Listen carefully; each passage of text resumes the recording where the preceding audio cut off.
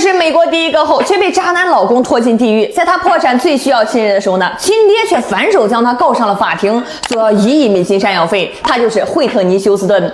她的死呢，压根儿就不是意外啊，更像是一场全民围观的献祭。这个惠特尼呢，出生在一个富裕家庭啊，老妈是猫王的御用和声，教母呢是灵魂乐的第一夫人，表姐是乐坛传奇啊。咱就说这关系嘛，你放现在高低得是个京片级别的存在呀。在这种家庭啊，这惠特尼啊就是那个被内定的女王宠。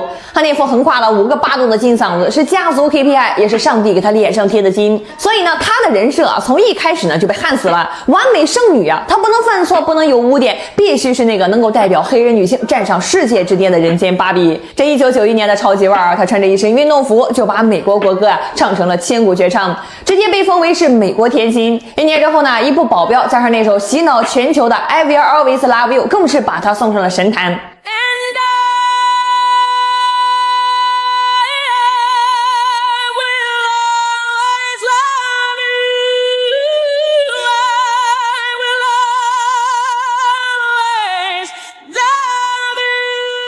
但是问题来了，神是不能有7情6欲的。这为了完美，她的一切呢都被阉割了，她不能自由恋爱，甚至连和闺蜜罗宾啊那超越友情的感情都被藏得严严实实，成了她一辈子的贵重秘密。全世界都爱那个舞台上闪闪发光的惠特尼，但是没人关心面具之下那个叫做妮皮的小女孩活得到底有多压抑。这座用完美打造的囚笼啊，是她一切悲剧的起点。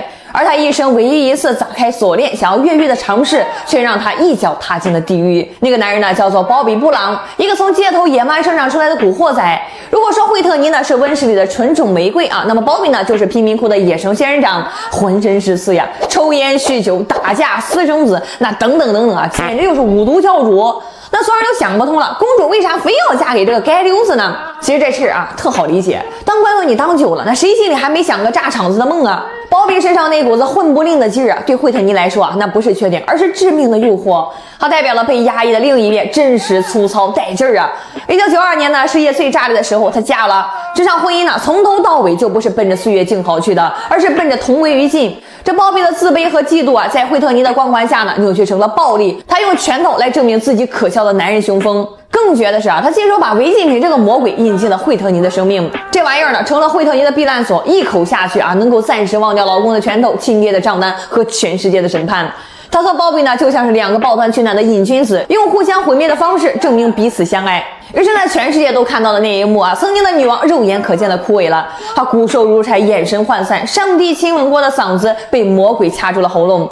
如果说鲍比是名将，那他亲爹约翰呢，就是最毒的暗箭。这个爹啊，从女儿出道就当经纪人，说白了就是个财务总管啊。但他呢，没把女儿当老板啊，而是当成了自己的移动提款机。女儿的1万家产呢，被他挥霍的是七七八八。等到这台提款机因为毒品和婚姻快要报废的时候呢，你猜这爹干了啥呀？他直接把亲闺女告上了法庭。2002年，就在惠特尼被毒瘾折磨的不成人形的时候，他爹一张状纸递上来，索要1亿美金的咨询费呀！我的天哪，这是什么终极版的啃老？简直就是趁你病要你命啊！面对镜头呢，这个爹也是毫无愧色的说：“给我钱。”这一下啊，彻底把惠特尼啊对世界最后那一点点的温情和信任呢给干废了。他开始疯狂的加倍稀释这个违禁品，因为连亲爹都靠不住，他还能信谁呀？老公家暴，亲爹吸血，那曾经爱他的世界呢？答案更狠，把他架在火上烤，全民围观呢。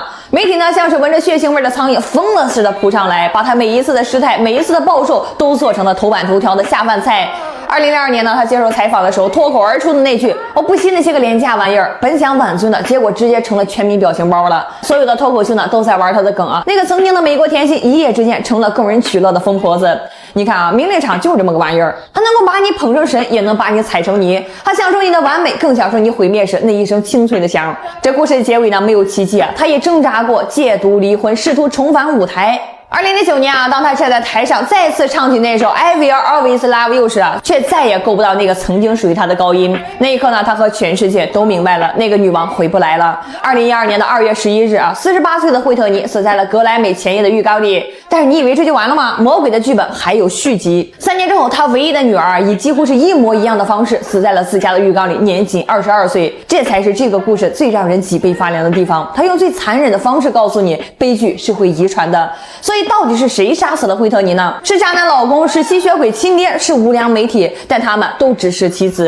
真正的操盘手呢，是那个把他捧上了完美祭坛，却不许他喊一声疼的造神的体系，是那个一边消费他的光芒，一边又窥探他溃烂的娱乐时代。说到底啊，这惠特尼呢不是堕落，而是被献祭了。他用他的一生呢玩了一场我们都爱看的真人秀，门票就是他的命。而那些曾为他八卦啧舌的看客，或许都是这场谋杀的同谋。